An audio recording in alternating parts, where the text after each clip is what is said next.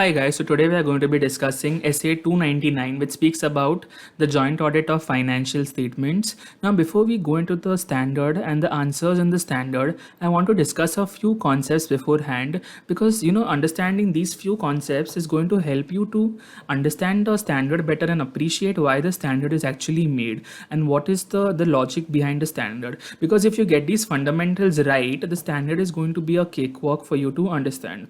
So the first concept that we're going to discuss is what is a joint audit. Now, generally we have only one auditor who comes and audits the company, right? But in a joint audit, you are going to have two or more entities who are going to come together to audit the company. Now you should question the rationale that why is two or more auditors required? When you usually have only one auditor, why are two or more auditors required? Now it can happen that the size of a company is so huge that it may not be possible to for only one auditor to deploy his resources and kind of get the audit done efficiently. It may be very risky for the management or shareholders to give charge to only one auditor to conduct the audit of the entire entity, and that is why shareholders may decide, or sometimes even law or regulation may require joint auditors to be appointed, because the company is so huge. There are so many risks in the company's size is too extensive, the company is too large, and that is why joint audit may become necessary. Okay. Now the next is, why is joint audit done? So this is kind of the same thing. Okay, now engagement letter, management representation letter, and audit report. Now, in a joint audit, do all the joint auditors enter into separate engagement letters? The answer is no. There is only one engagement letter which is entered between the auditors and the management. Similarly, management representation letter, there is only one management representation letter that the management gives. An audit report, also one audit report is given by all the joint auditors, which is signed by all the joint auditors. But it may so happen that sometimes all the joint auditors may not agree on the same opinion. Like one may feel that the opinion A may feel that the opinion is qualified, B may feel that it is a disclaimer, C may feel it's an adverse opinion. So now in this case, what do you do? Whose opinion should the joint auditors give? So what they should do in such a case is that they should all issue separate audit reports. Like let us say A, B, and C are there.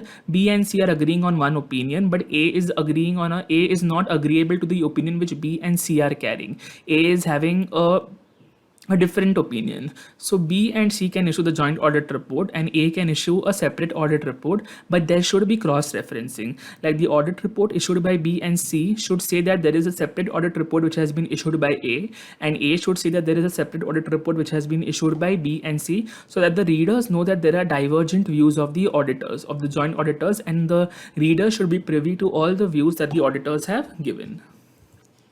Now the next point is work allocation. How is work allocation going to happen between joint auditors? Like, does the management allocate work like A, you do this, B, you do this, C, you do this? No, that is not the way how work is allocated. Work allocation on a joint audit happens by mutual discussion. So the joint auditors will mutually decide what work who is going to do. A will say, some work will be allocated to A, some will be allocated to B, and there could be some common areas which both the auditors are jointly going to audit. Now, very, very important, once work allocation is done, a work allocation document is prepared, and this should be signed by all the joint auditors. Now, why is this document very, very important? It is important to kind of avoid any disputes or confusion in the future. And disputes and confusion may arise in two situations. They may arise between the joint auditors, or they may arise between the entity and the joint auditors, right? Two situations between the joint auditors, disputes or confusion may arise, or disputes or confusion may arise between the joint auditors and the entity. The entity may be confused as to who is doing which work. Tomorrow you don't want a situation where one joint auditor is saying that this area is not audited, and both are kind of blaming the other auditor that this was allocated to you. You don't want that kind of a situation cropping up where you don't know who was to audit a particular area, right? And that is why work allocation document becomes very, very important. Next, now what are the responsibilities of joint auditors? Now, whatever work is allocated to A, he will be responsible. Whatever work is allocated to B, B will be responsible. A cannot be responsible for the work allocated to B, neither can B be responsible for the work allocated to A. but they are jointly and severally responsible for certain areas. The meaning of severally is individually or separately. They are jointly as well as individually or separately responsible for certain things. What are those things? So the first thing is any common audit areas that are divided to them. So any common audit areas that they have allocated to each of them, for those they are responsible. Then any kind of mutual agreements that they have reached upon, those they are responsible. Any kind of discussion that they have had on the common audit areas, for that also they are responsible. So we just need to keep all these things in mind when we are going into this standard. So that is the end of the PPT. Now let us go into the standard itself. Just give me a moment.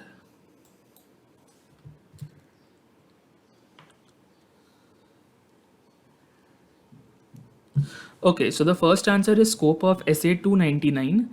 The practice of appointing more than one auditor to conduct the audit of large entities has been in vogue for a long time. The meaning of vogue is popular, sometimes voluntarily by the shareholders or sometimes due to the requirements of laws or regulations. So sometimes shareholders may want joint auditors to be appointed, or sometimes joint auditors may be appointed due to the requirements of laws or regulations. Such auditors are known as joint auditors. They conduct the audit jointly and report on the financial statements of the entity.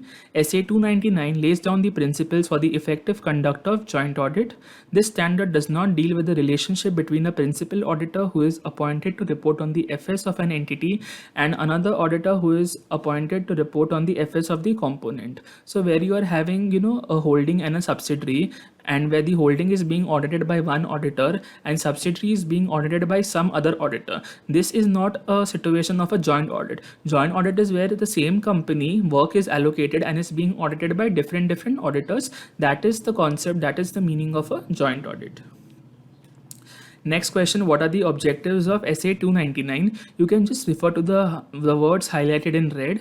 Broad principles, uniform approach, distinct areas of work and coverage, individual responsibility and joint responsibility. So broad principles, SA 299 is giving down principles for how to conduct joint audit. Uniform approach, any company which is going to have joint auditors, those joint auditors will have to follow the uniform approach which is mentioned in SA 299. Distinct areas of work and coverage, work allocation will be done. Distinct areas, different areas will be given to all joint auditors, and some areas will be commonly audited by them. Individual responsibility and joint responsibility, they have individual responsibility for the areas allocated to them and they have joint responsibility for the common areas. Okay. Now the next question is, how should the joint audit plan be developed prior to the commencement of the audit? To develop the joint audit plan, the joint auditor shall identify the division of audit areas and common audit areas amongst the joint auditors that defines the scope of work of each joint auditor.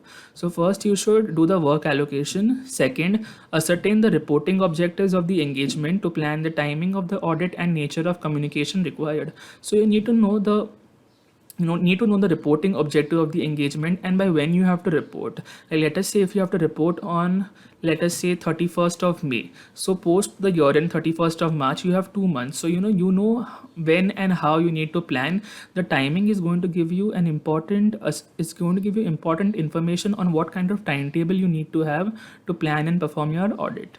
Consider and communicate among all the joint auditors the factors that are significant in directing the engagement team's effort. So any significant areas that you are aware of, you need to consider and communicate those to all joint auditors, because that is going to take significant engagement team efforts.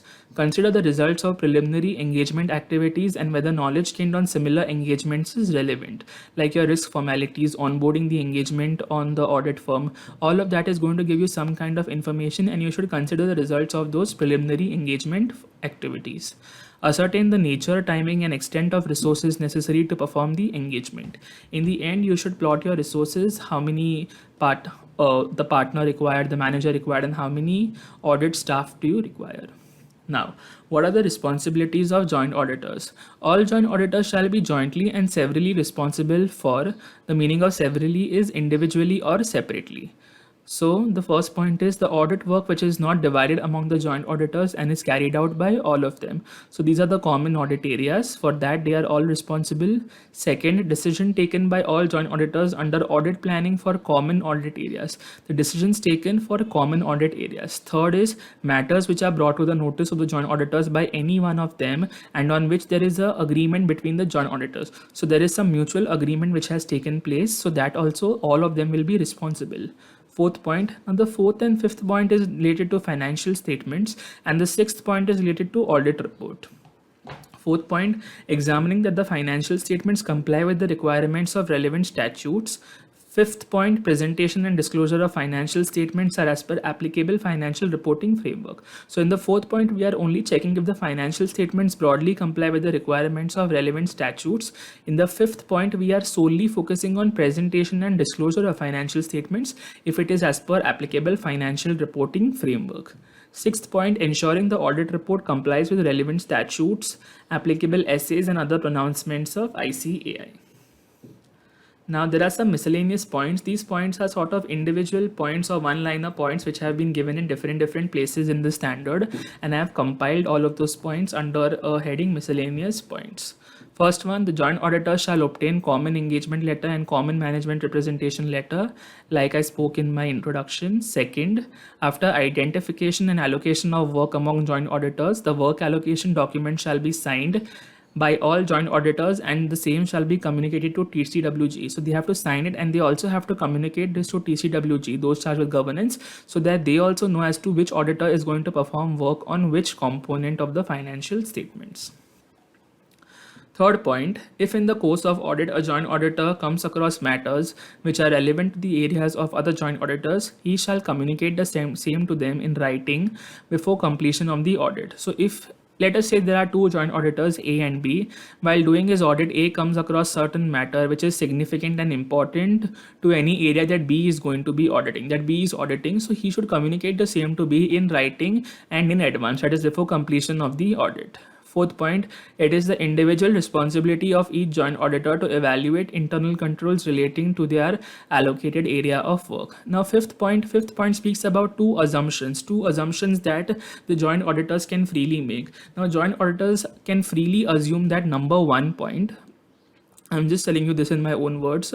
The first point is that the other joint auditor has performed his work in compliance with all the standards on auditing. Let us say A can freely assume that B has performed all the work allocated to him in compliance with standards on auditing. A does not need to review the work performed by B. He is not responsible and that's why he does not need to review the work performed by B. He is free to assume that B has performed his work properly in accordance with the standards of auditings. And the second assumption that A can make is that B, if he has come across some issue which is of importance to the audit areas which A is auditing, then B would have come and intimated him that this issue I have found while auditing my areas and this is significant, this I feel is significant to your audit, and that is why I am telling you, I am communicating this to you. So A is free to make these two assumptions. Let us just read the text. Each joint auditor is entitled to assume that the other joint auditors have carried out their part of the work and it has been performed as per essays issued by ICAI. A joint auditor is not required to review the work performed by the other joint auditor.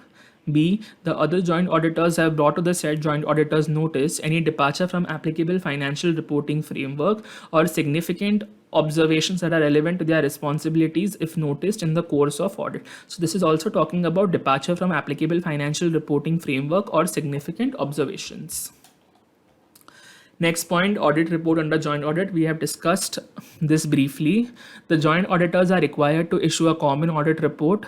However, where the joint auditors are in disagreement about their opinion or matters to be covered by the audit report, they shall express their opinion in separate audit reports. A joint auditor is not bound by the views of the majority of the joint auditors regarding the opinion or matters to be covered by the joint audit report. He shall express a separate opinion in case of disagreement. So let us say if there are 5 joint auditors and if 4 are feeling that the opinion should be a clean opinion, unqualified, but if one joint auditor is feeling that the opinion should be qualified, Just because there is a majority view on unqualified opinion does not mean that the fifth one also has to agree. In such a case where the fifth one is not agreeing with the other view, with the main view, he has to issue a separate audit report. He does not have to agree with what the majoritarian view is. This is a very, very important point in joint audit, that it is not a the result of the audit opinion or the audit report is not determined by a majority vote.